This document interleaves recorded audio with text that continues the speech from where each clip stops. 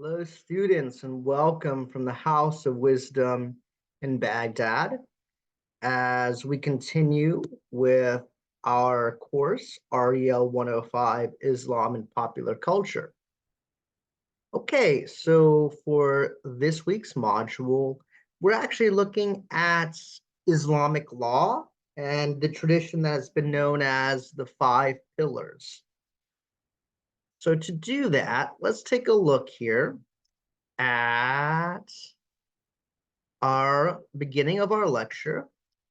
So again, what we mean by popular culture and why is this called Islam and popular culture?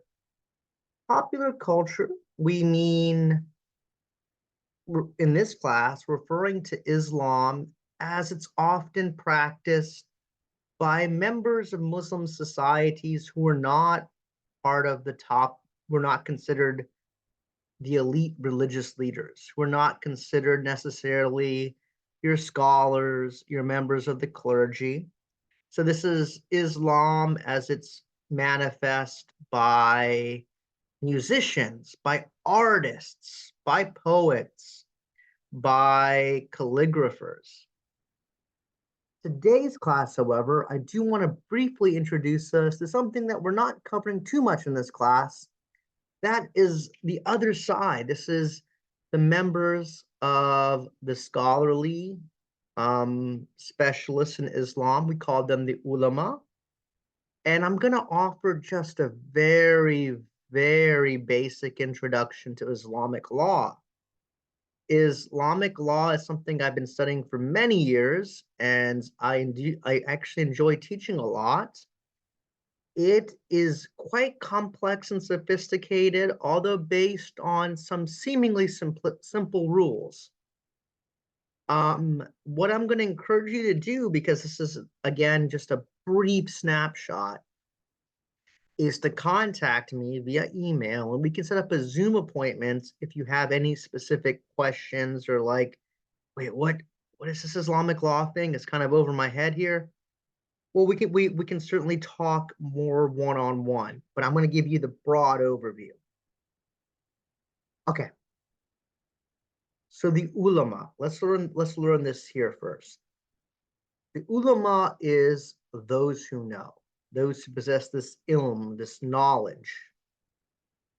These are various religious jobs, various religious occupations, from prayer leaders to teachers to Islamic judges. And this group is seeking out to preserve the core message of the Quran. And then the Sunnah, but again, this might be a new word for many of us, although we've seen it a few times.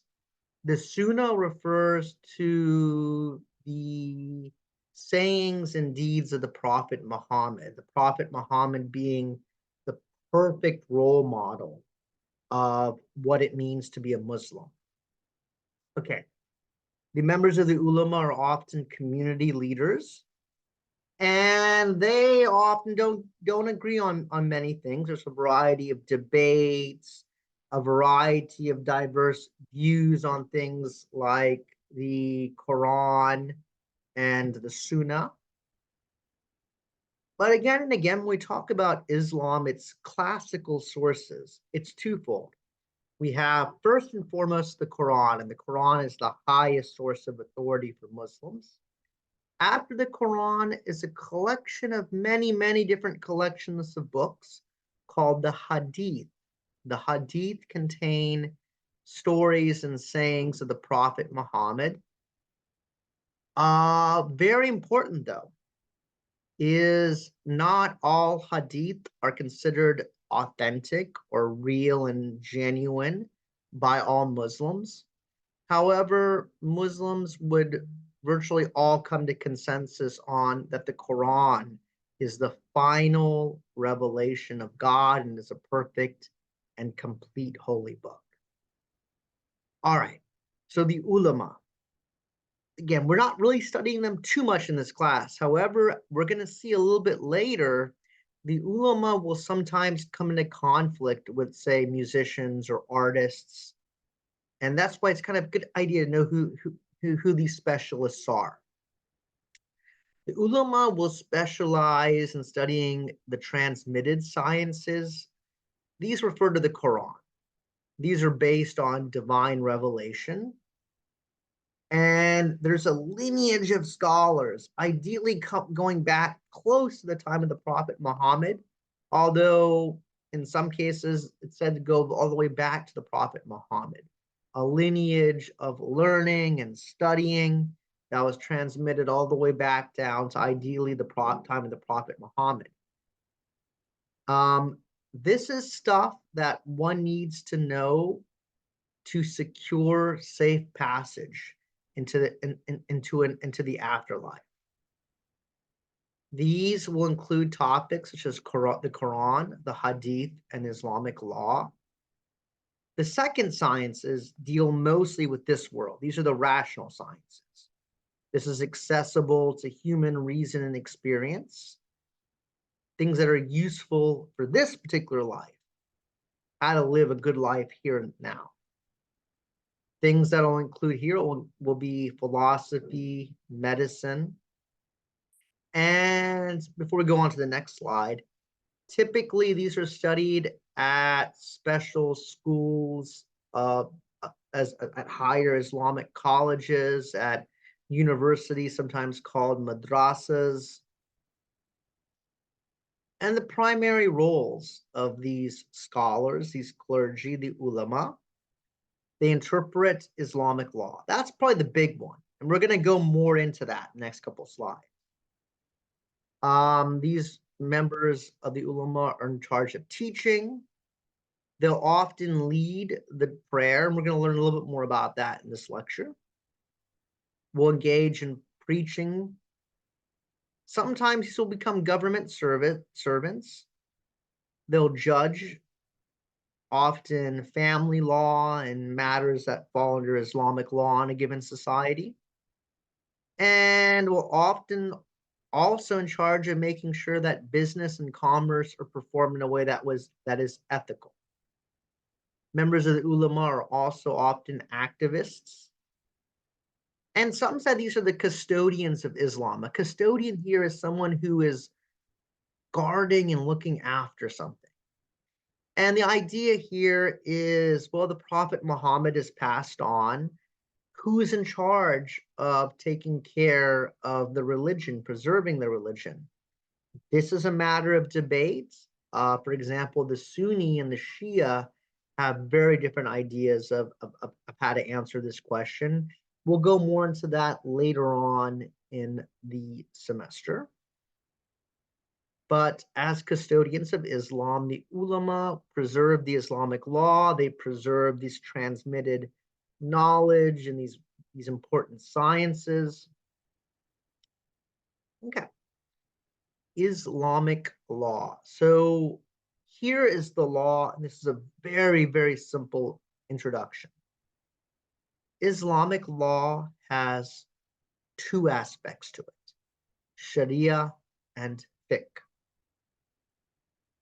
Sharia is the divine law or the will of God for humans in all situations of life, from marriage to diet to how to perform prayers.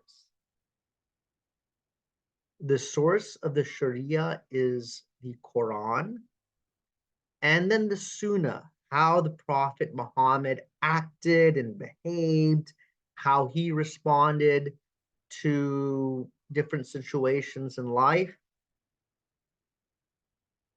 And in principle, the Sharia will be all-encompassing in all aspects of life. The will of God is perfect. It's infallible. Now, fiqh. Fiqh is actually the other side of this. This is the human attempt to understand and apply the Sharia, the will of God, as found in blank and blank. Now, here it might be I would recommend you pause the video and try to fill in the blanks. How might folks here in this life try to figure out the will of God? by turning to two things. Those two things are, where do you find the will of God for members of the ulama? The Quran, and then the Sunnah, the sayings, the deeds of the Prophet Muhammad. This can be fallible. Well, why is this fallible? Because this is a human attempt to do these things. Whereas Sharia source is God, the source of jurisprudence, of fiqh, is human reasoning. Okay. The Sharia has two aspects. The ibadat, which is the acts of worship. These are duties that God declares one has directly to God, worship being the prime example. The next is the muamalat, which is these are duties owed to others, humans in society. For example, we'll see in Islam there is a zakat, there is a paying of alms that's often used to support those who are poor within the society. All right, Sharia comes from this idea of the way or path, and it's often indicated the way or path to a source of water. Water, again, in tribal Arabia, where Islam will flourish, is, well, water is the source of life, and you want to find that source, that path. And so it's a way of life, and many, for the ulama, this is a comprehensive system. So how to live in all aspects of life, whether it's how to act and behave towards God or how to act and behave towards each other. All of this can be found in divine will, the Sharia. All right. The Sharia can be classified into five areas. Obligatory, this is what one has to do. Recommended is these are things that God strongly suggests for our benefit, but there will be no punishment ultimately if one does not do it. That which is permissible, this is okay in the eyes of God, and that which is reprehensible, things that can be done, but really God doesn't like it, and God sees this as not being to our benefit. Divorce in Islam, for example, divorce is allowed, but God just frowns upon it. Forbidden. So forbidden, these are the things one cannot do. So the classic example, so 1 and 5, obligatory is worship to this one God. Forbidden would be worship to any God besides this one God. 1 and 5 are the absolute rules, what one has to do or what one must absolutely avoid doing. 2 and 4, these are things that in the eyes of God, if we do what's recommended and we avoid what is reprehensible, we'll have a better, higher quality of life. However, with respects to one's final judgment, with respects to one's afterlife, 2 and 4 do not hold the same weight as 1 and 5. And 3, these are just often neutral things. Okay. Fiqh. Fiqh means an understanding, trying to understand the will of God. And this is really the job of the ulama. So all human actions, from, I'm going to drink my cup of coffee here, whether it's okay to drink coffee or whether what time prayers ought to be conducted, all of these, I'm sorry, my coffee is really good. All of these things will be under one of 5 categories. Does God say you have to do this? Does God say you must never do this? Or is God saying, okay, yeah, you could do this, but it's really not good. I really don't like it, and it's going to hurt you. Or God might say, you really should do it, but I'm not going to make you do it. I'm not going to hold you accountable ultimately. Or God, with respects to God, God is kind of like your choice. All right, so it's the practical application of the Sharia.